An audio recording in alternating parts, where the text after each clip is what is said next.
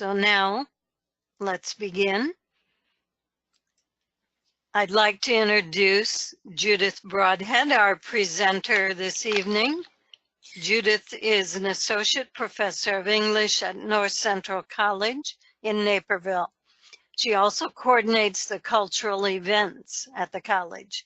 She received her BA from Douglas College at Rutgers University, and she also received her Master of Arts in English at Rutgers University as well, in the Graduate School of Arts and Sciences. Her areas of interest were composition, film, urban and suburban studies, and she has a special interest in women authors and memoirs. So this is kind of right in her wheelhouse. So now I'd like to turn it over to Judith. I am going to make you the presenter, and then we'll be able to see your slides. Okay, I'm going to hit share so I can start, and here we go. So tonight we're going to be talking about a memoir which has gotten an awful lot of attention recently by Tara Westover, and it has the very deceptively simple title, Educated, A Memoir. And something that is pretty interesting about it is that it has been named one of the 10 best books of the year by the New York Times Book Review. Apparently, President Barack Obama found it compelling and put it on his summer reading list. And it's been a New York Times bestseller, and also almost any publication you can imagine has found it quite an interesting read.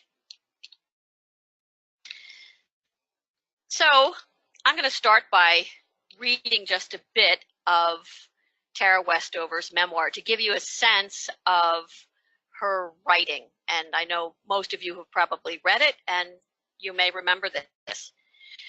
Down below, the valley is peaceful, undisturbed. Meanwhile, we slowly brush this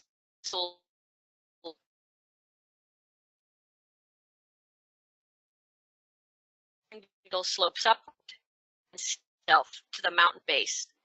If I look up, I can see the dark form of the princess, paved with wild wheat. If the conifers in brush are soloists, the wheat field is following all the rest in bursts of movement, a million ballerinas bending one after the other as great gales dent their golden heads.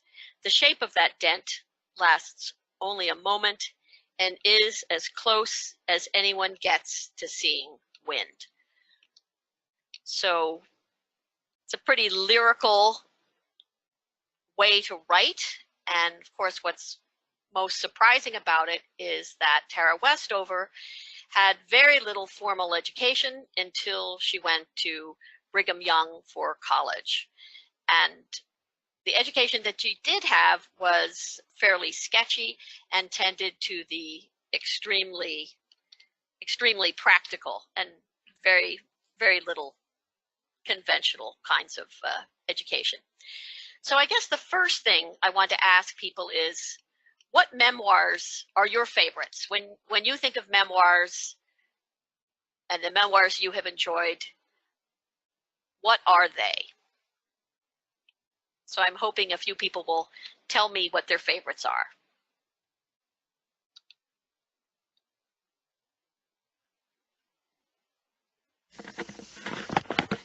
Ruth Entered Becoming by Michelle Obama. Okay, that's a wonderful one. I read that this past winter.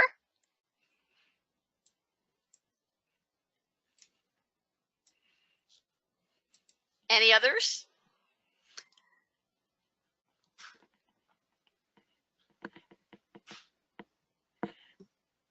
I'm not seeing any yet. No. Well, I'm going to mention a couple, and then something I want to say talking about memoir is that this seems to be the age of memoir. And I found a wonderful article by Thomas Larson from 2007, and it's actually from something called Review Americana, in which he talks about this being the age of memoir. Now, 2007 is 12 years ago, but this still seems to be the case. Is that people like memoir because Americans are an impatient lot. We don't want to wait until we're old and gray to discover what has mattered to us. It has evolved so that the octogenarian or college student can use the form of emotional truths of their lives.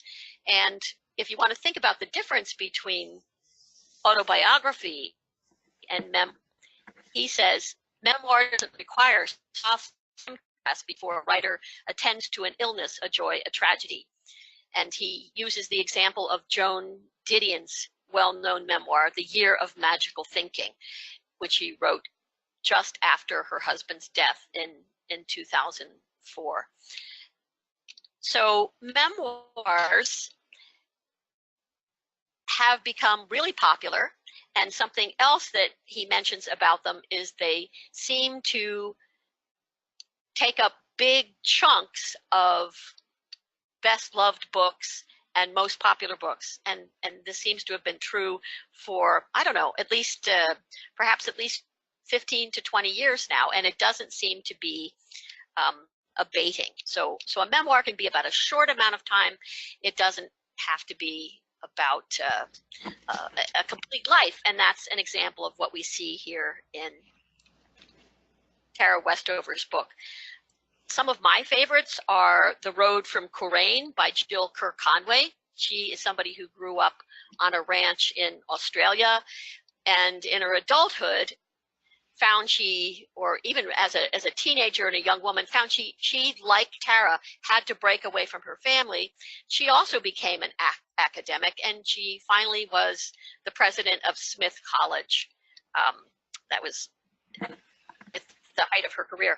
I love Home Before Dark by Susan Cheever, Angela's Ashes by Frank McCourt. Those are among my favorites. We have a couple more. Oh, great. What do we have? Angela Maya Angelou. Maya Angelou's. Okay. Maya Angelou, and My Stroke of Insight by Jill Watt Taylor.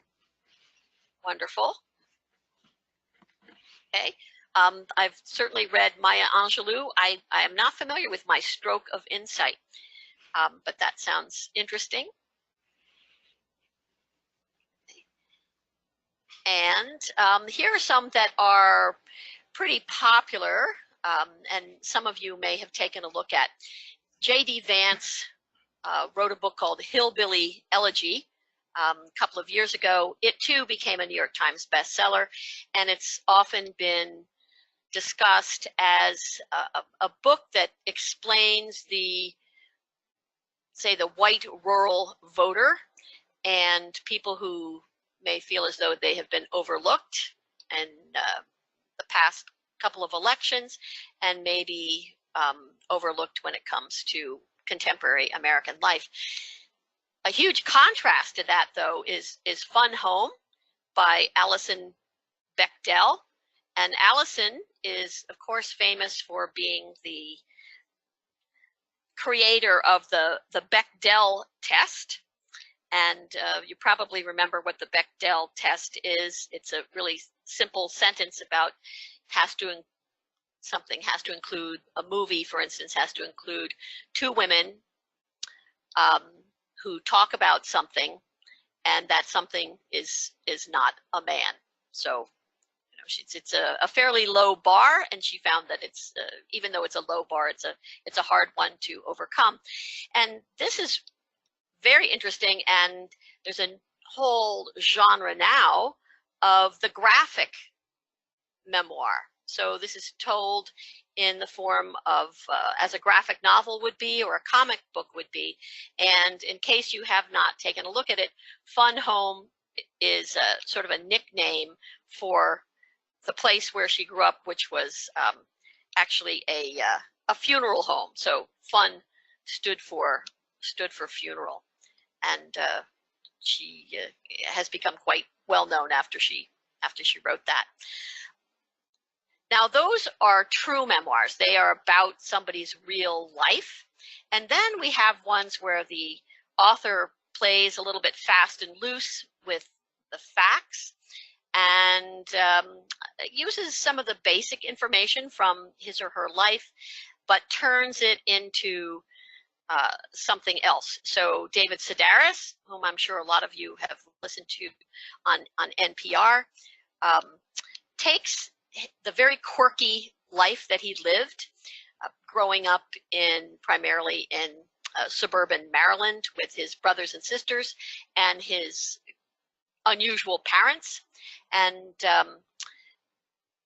turned that into an endless series of stories about his family. And they tend to be funny, but sometimes they're also quite bittersweet. Especially when he's writing about a sad episode in his life, like the final illness and death of his mother, which is called Ashes, and there's a little bit of a pun there, the ashes of the cigarettes and the ashes to which she returned because she died of lung cancer. And then you probably know the wonderful author Pat Conroy, who wrote books like Conrack and The Prince of Tides, and the great Santini.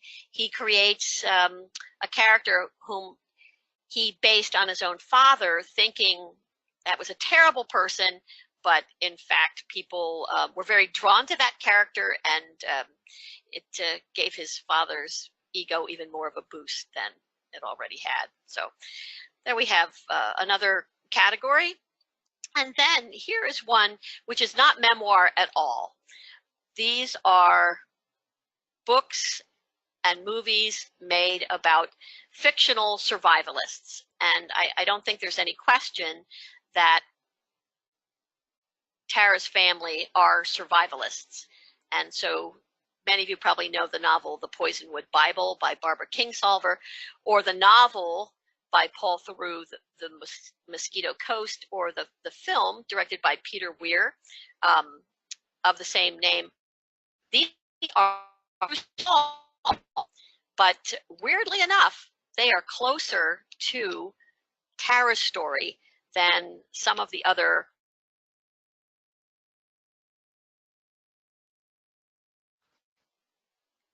So I've made a little list here and organized them into some categories, thinking of that first category I talked about, which are based in truth, and then ones which are somewhat fictionalized. Those are the ones in pink, and the ones in green are things that are, of course, not memoirs at all, but bear striking resemblance to the kind of life and the kind of abuse that Tara endured. So another way of thinking about that is looking at this next slide. Whoops. Where we see a photo of Tara. And I'm going to start by asking people, what do you notice about her in this photo? This is Tara as a little girl. What do you see here that you might not expect?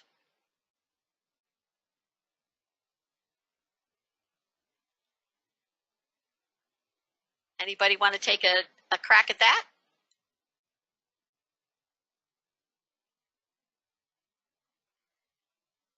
Janice, Cindy, any ideas?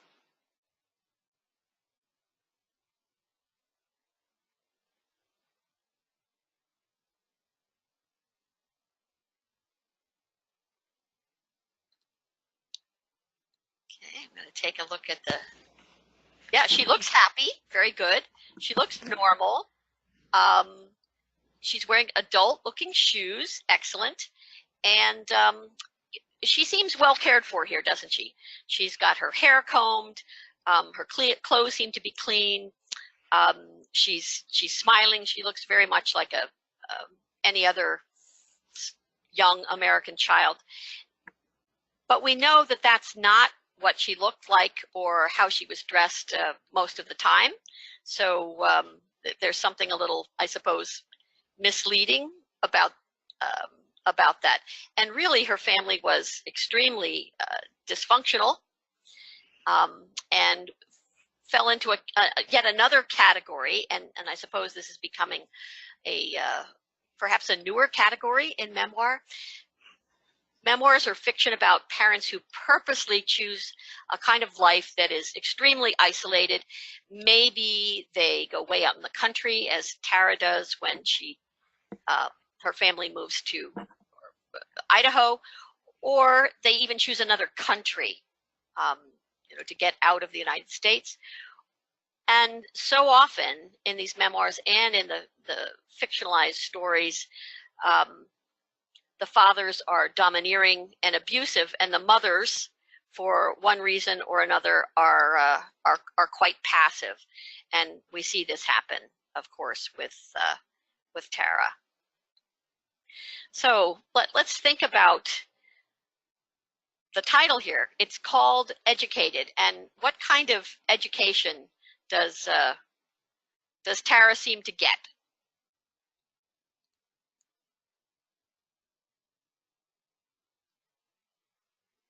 Does she have any kind of education, or anything you would call education? And Kate and Elaine, can people talk if they like, or our messages are only going to come in through chat? I think we should use the chat window so that great. we don't spend time with technical issues. Excellent. Okay. Yeah. So yes, it's a very limited education. Ruth notes that it's a school of hard knocks, and those are, wow, those are about as literal hard knocks as you could possibly imagine. And I'm wondering if people think that we all have a right to a more normal education. Okay. Yeah, and how are we defining normal? I guess it is relative, but I think by almost any measure, this is not a normal education. It involves absolutely no time in a classroom. It includes a kind of indoctrination. It is full of experiences that actually put the children in danger. And in fact, that's one of the hallmarks of this memoir is the repeated instances of risky behavior that the parents indulge in, and their children and they have to suffer from. So by the time they get to adulthood, everyone seems to have suffered in some physical way, and perhaps in a mental way as well. Certainly, there's a kind of abuse. So, how about thinking about how the brothers and sisters recalled their childhood? There's a lot of time in the book spent discussing the different ways people responded to what the parents were doing to them. And one of the things was that brothers and sisters tended to remember things in extremely different ways. And something I found a little bit clunky in the book, but it may almost be for legal reasons, are the footnotes in which she carefully parses through who remembered what in any particular way. So this, I suppose, is always going to be a problem in memoir if you have lots of family members who are still alive, especially brothers and sisters who are only a few years apart from you and think they remember the same things. So I guess either question people could take a crack at. Do we have some kind of a right to a more conventional education than we see Tara have here? And why do people remember their experiences in their families so differently. Think of your own experiences in education and in your own families.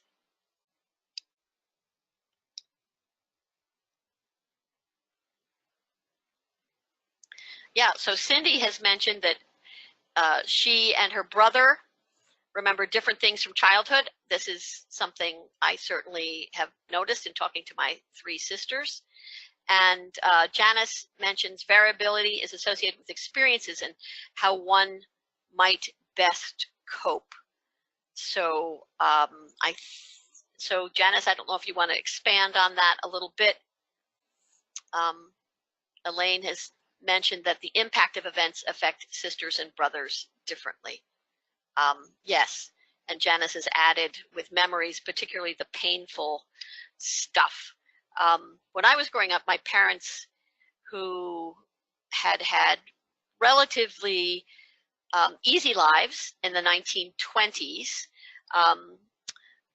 both found themselves growing up, one in New Jersey and one in Pennsylvania, having much different sorts of memories that began in the Depression because life was so much more difficult then. People started losing jobs.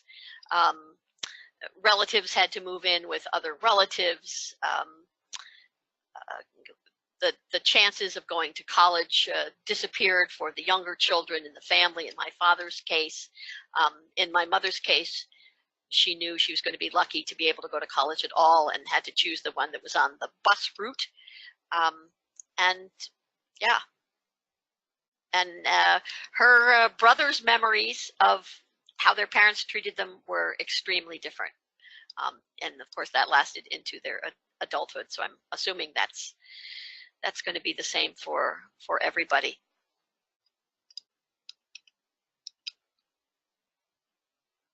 So here's something that Tara wrote herself, and I found very interesting.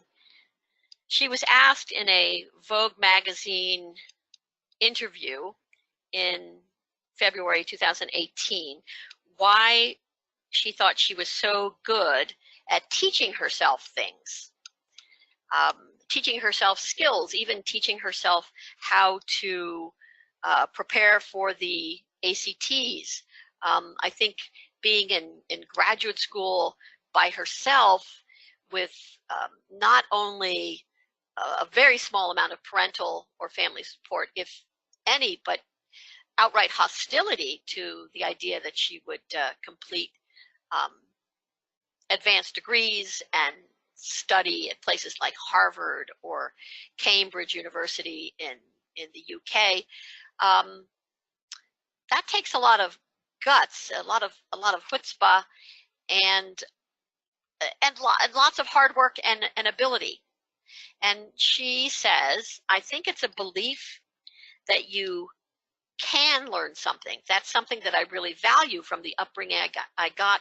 My parents would say to me all the time, you can teach yourself anything better than someone else can teach it to you, which I really think is true. So here we have a case where she is willing to give her parents some credit and think, well, yes, this is something valuable that they taught her. And this actually goes back to some of the things that Thomas Larson writes about, saying that one of the important elements of memoir is that you it offers a new kind of relationship between writer and subject. For an author to tell what's being bottled up inside her about her father, for example, she must show compassion and fairness toward the man. In life, we may avoid this, but the memoir and the reader insist that the feelings and perspectives of our subjects, who are voiceless, must be present. Read or listen on tape to the humanity about family, for instance, that Frank McCourt achieves. There's not one unsympathetic note there. So yes, I think that is something so important about memoir, that the best memoirs show a kind of humanity and understanding the people who may have done you wrong, even when they may still continue to do that. So that may be part of our culture now, that we believe in therapy, we believe in counseling, we believe in coming to terms with difficult experiences in life, and perhaps that is another reason why memoir is so popular. Maybe that's, we hope we would be as good. So does anybody have any ideas about that? Is there something you expect from memoir when you read it? Or are there memoirs you have read that you think are unconvincing, incomplete, show a person who has not reached a particular level of maturity? I'm actually not thinking of a memoir. I'm thinking of the biography of Steve Jobs by, I think it's Walter Isaacson, in which Steve Jobs behaved so badly for such a large part of his life, particularly when it comes to the treatment that he gave his daughter, from his oldest daughter, from a relationship that did not result in marriage, that I wanted to throw that book across the room. It just made me furious that somebody so lacking in compassion could become so successful, become an icon. So Cindy has added that you read Diana Ross and she outright lied about her life with her relationship with Berry Gordy. Okay. So here we have an image of Tara when she's very young, and this may not be directly from her time as Annie, but it gives you an idea of, again, a very positive image of the young Tara. She's got curly hair, bows in her hair. She's wearing a dress full of lace. And I guess I would ask, what do you think this kind of quest for isolation in these sorts of cases says about American culture? Do we want to be too independent?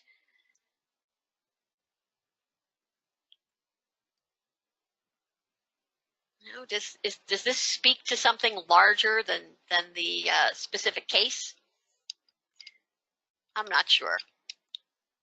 Janice has added that thinking about Steve Jobs, he had a turbulent childhood, and you can forgive how he treated his daughter, and says that hurt people hurt people.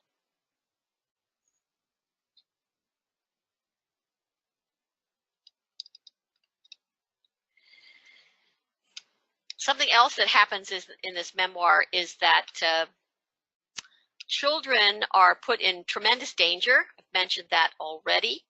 And I think we are pretty shocked by the way she is treated. So let me ask you, what did you think about the danger she was put in, and what sort of obligation do you think we have, or parents have, to protect their children from injury, or to give them medical treatment? That is a huge part of this book, that they rely on oils and homeopathic remedies. What was your response to that when you read it?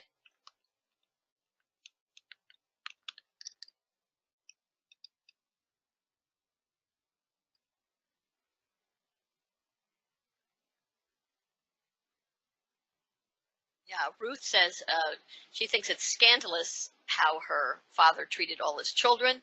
Cindy, you were horrified. She had never taken a pain reliever. So not even an Advil or an aspirin or a Tylenol. Yeah, and yeah, are we being presumptuous when we judge someone? Janice adds. Okay. I don't know. Yeah, Elaine says that somebody should have intervened. when I read it, I thought it is just a miracle that no one actually dies. Ruth notes that the father didn't seem to care about what happened to his children. He was convinced God would take care of them. And somehow that sort of worked out, but everyone seems to be pretty seriously affected by this lack of medical care.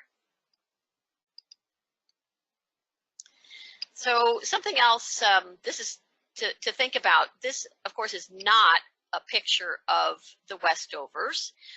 It is a pretty famous shot of a survivalist family in Los Angeles County in the 1980s, and it's from the Paul Getty collection.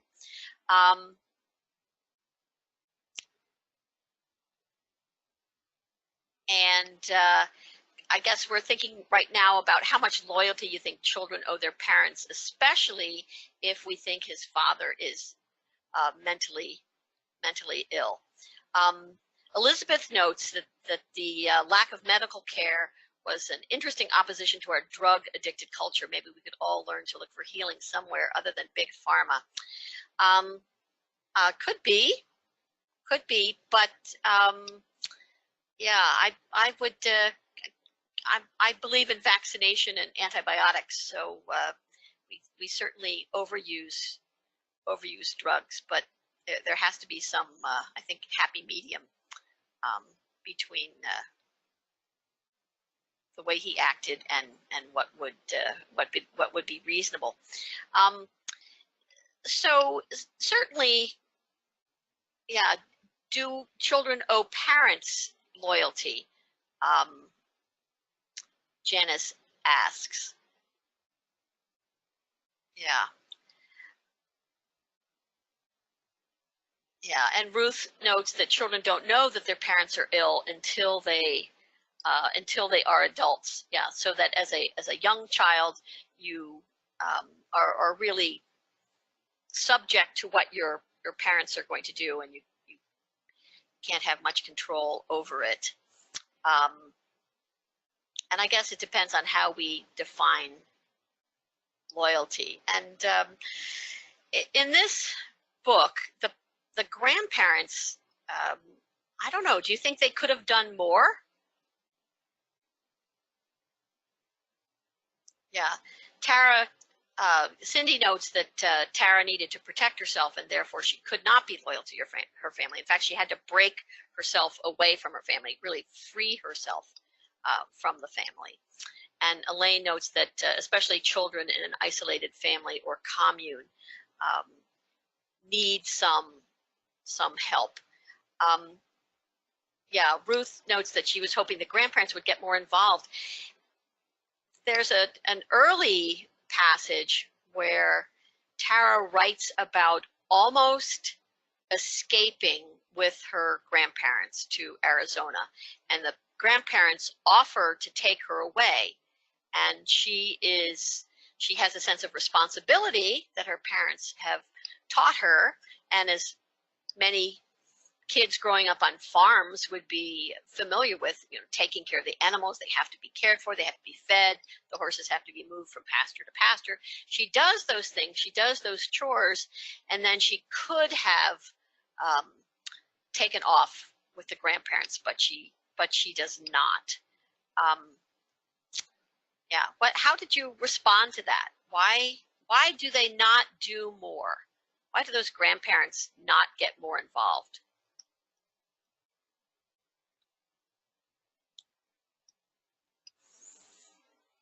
I think some of you are probably grandparents. Yep, I think that's right. Cindy has written her dad was too scary.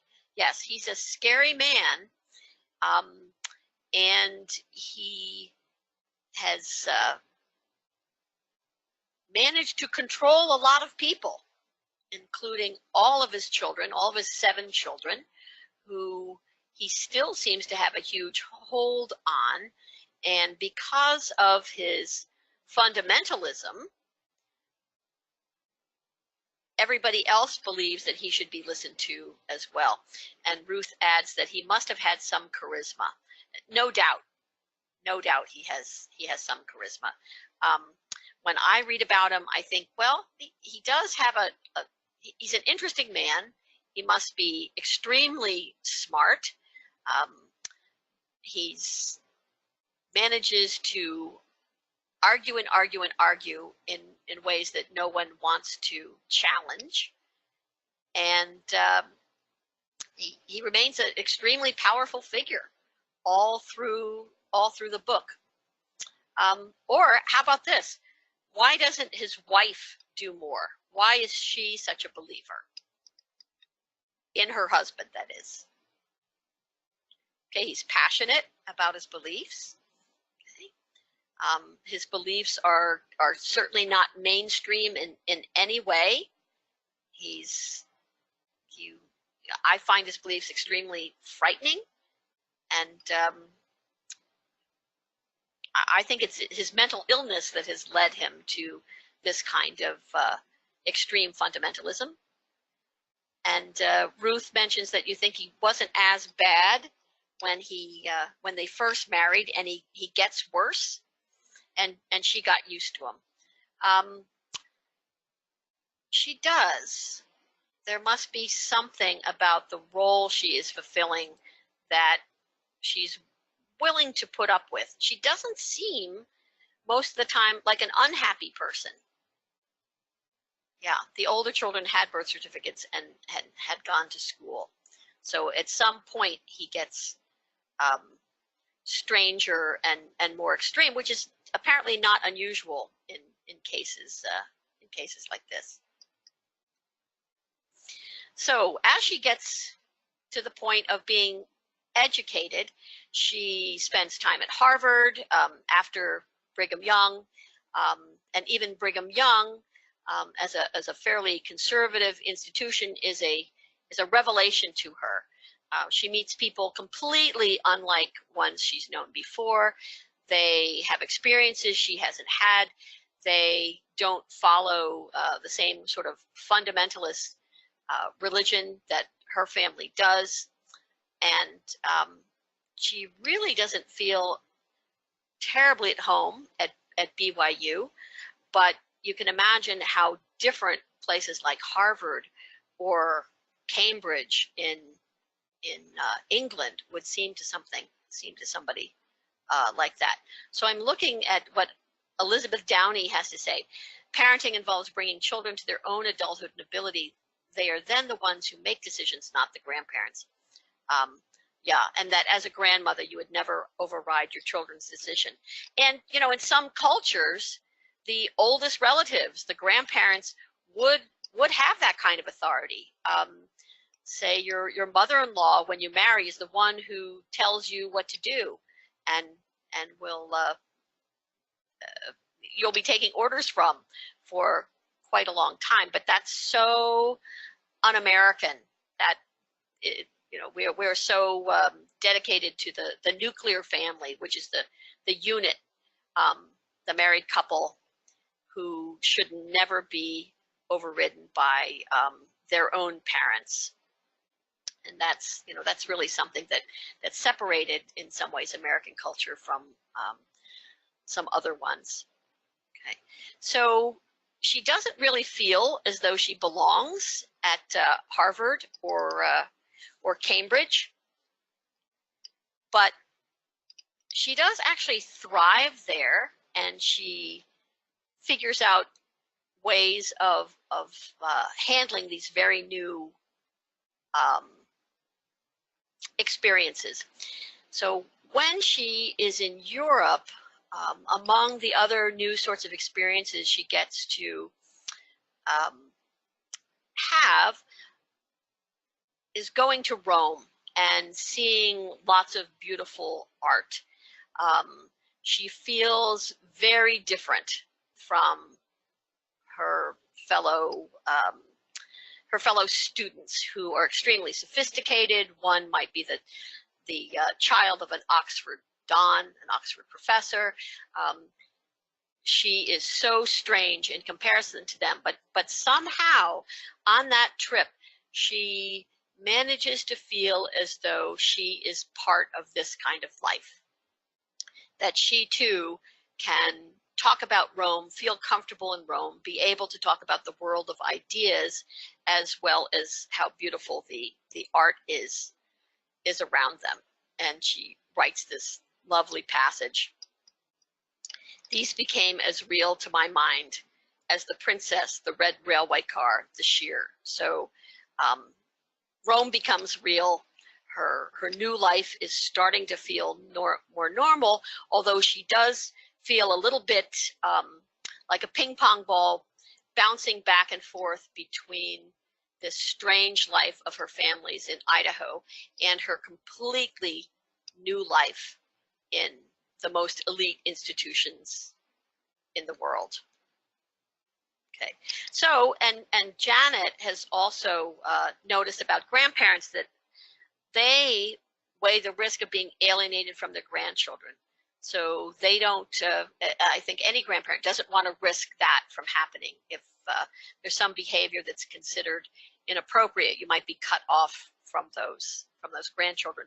And Janice also adds that in some way, her parents managed to give her the confidence in herself to learn and adapt, which I think is exactly right, and actually quite amazing that despite all of the things that she endured, she is an extremely confident person. The wonderful story where she is I think in Cambridge at King's College, and they go up many, many steps, and they're at the top of the beautiful chapel. And if you've ever been to Oxford or Cambridge, the chapels are like cathedrals. They're gorgeous and can be very tall. And when she's up there, she scampers up and down the slanted roof. She has no problem handling herself up there. And Professor Carey observes what she's doing, and everybody else is having a hard time hanging onto the railing, holding onto the wall. And he asks her why she's so confident and why she can do that. And she thinks about it, and of course first says it's because she has worked on a lot of roofs before, and then also that people are making themselves scared unnecessarily. And I think she's really saying that you can do things you didn't think you can do. You just have to think of them in a new sort of way, and you have the ability to handle something physical that perhaps you didn't think you did. So yes, Kate has mentioned that her parents were actually perhaps good in that way, giving herself confidence.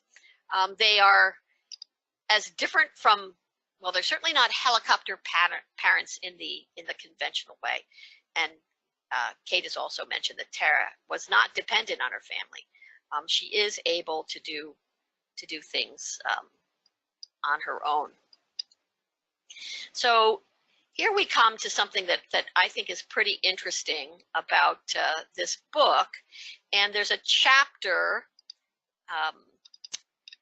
in it called Pygmalion. And I'm sure many of you not only know My Fair Lady, but you probably know the George Bernard Shaw play Pygmalion, which was the straight play that preceded the musical My Fair Lady. And if you are interested, there's a wonderful old black and white movie version of it. I think it's with Wendy Hiller and Leslie Howard, and it's quite wonderful. It's a little strange to watch it without the music, but one of her professors, in finally getting the information out of her that she had never gone to school until she went to college, said, "Oh, that's wonderful. It's like Pygmalion." And I was wondering if you saw anything of Pygmalion in her. Somebody who has to be trained and perhaps groomed in a good way, and her inner beauty and ability and talent will shine. So do you see her as a kind of Pygmalion?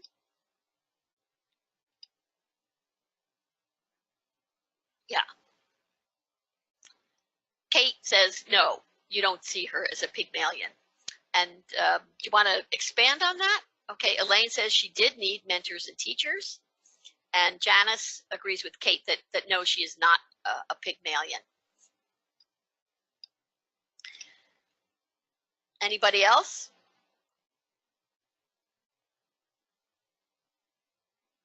Yeah, well, I'm not surprised that a professor, especially a male professor with a young woman student who seems to be sort of a blank slate that he can help develop, would think of her as a kind of Pygmalion. I don't think you'd find a professor using that analogy today, or because it perhaps is not quite the message he would want to say. And Cindy notes that she accomplished it on her own. Faye, that she was certainly able to change herself. Yes. Ruth, that she was helped by her professors, but not sure she needed them. You've noticed I've put some superheroes on the right-hand side, and this is going to perhaps sound like an odd combination of things, but the same week that I was working on this PowerPoint, I saw the film The Avengers, full of superheroes, and an episode of Game of Thrones, which is full of damaged but very powerful women who rule kingdoms and ride dragons. And I also was reading David Blight's wonderful new biography of Frederick Douglass. And if you know about Frederick Douglass, you probably know he wrote 3 of his own autobiographies. And of course, they are fascinating and wonderful. He's a terrific writer. They always include, now when they're published, images of him. He's an extremely handsome man who looks fantastic in photographs and was very carefully photographed in studios. And he's extremely eloquent. He writes about his childhood as a slave in Maryland and Baltimore, which is horrific. As a small child, he was forced to, with the other slave children, eat something that was no better than, say, a cornmeal mush, and they didn't even sit at a table. There was a kind of a trough put on the floor, and the mush would be put into that, and they had to bend down and eat from the floor, or some kind of trough like that was put on the ground outside. Not given any sort of clothing, any sort of blankets, slept perhaps with a burlap sack. Watched people, even slaves who were 70 years old, even women who were pregnant, be beaten until they were bloody and scarred. And of course, he is not only a slave, he becomes a fugitive, and emerges fairly triumphant in the later years of his life. So I guess I think of Tara in a way as a kind of superhero. Elaine mentions that she did have a nervous breakdown, a period of depression. She did need the help of counselors to recover and finish her doctoral thesis. She definitely has something like PTSD, absolutely. Faye mentions that she needed her professors. Certainly she needs her professors at the beginning of her college experience to guide her. There's a bishop who helps her as well, who does some counseling when he starts realizing the extremes to which her family went. But there's also something I think of in a memoir like this that we look for, that someone starts just like all the superheroes who were invented in the 1930s, in the Depression, the early 1940s, beginning of World War II. Things were terrible. People were looking for something hopeful and perhaps something that's a fantasy. At the top here, we've got Jessica Jones, played by Kristen Ritter.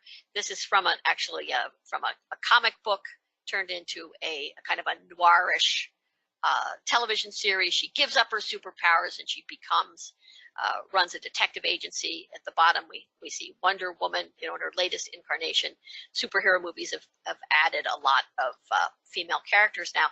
And what they have in common is they have always terrible childhoods, where they lose their parents, they undergo trauma, they have terrible experiences as children, and then as adults they come into their own and they manage to overcome those terrible experiences that they endured in their young lives, and they, like all these women here, or the men who are superheroes as well, become strong, intelligent, mature, and successful. And so one way of thinking of her perhaps is a kind of Pygmalion who does need a lot of help along the way, and another is as a kind of superhero, or someone who certainly didn't endure the kind of trauma that Frederick Douglass did, but still manages to emerge. So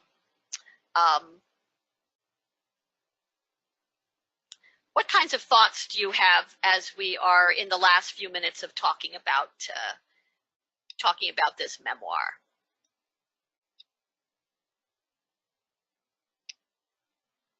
What was most striking to you about it? What did you take away from it?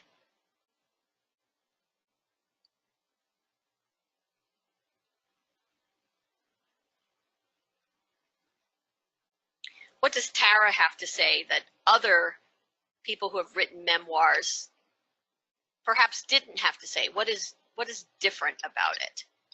Why is it compelling? Why do we read it? Okay, Elaine says that she's resilient, and that's a vital life skill. She is amazingly resilient. Cindy, education actually helped her and two of her brothers. Ruth, the family is still living their lives, making tons of money. Isn't that the strangest thing? From their products, that would be the last thing I think you would ever imagine. Faye, she was able to overcome these traumatic experiences. I completely agree with that. Okay. To me, she's a pretty heroic figure, and someone who writes so well. It's hard to imagine she isn't going to write more about her life. I'm sure she does academic writing as well, about the subject she is interested in and the subject she teaches as a professor. But the things I want to read are the things about her life. That would be my choice. So I do think of her as a triumphant figure, and something she said in another interview is that in regard to her family, it was incredibly painful to be so close to them, but I know I would never have them again. It was like attending the wedding of someone that you are still in love with, which is a pretty sort of a brutal thought. At the end of her book, she says, "You could call this selfhood many things: transformation, metamorphosis, falsity, betrayal. I call it an education."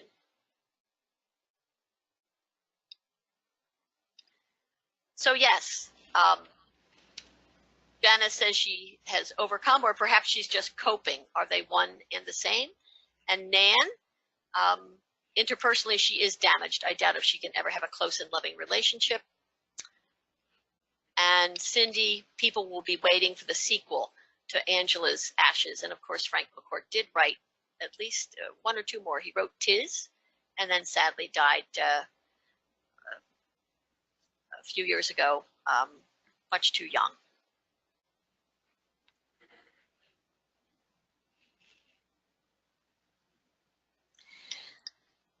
So I think that's it for Tara Westover and Educated A Memoir, and thank you for attending this evening.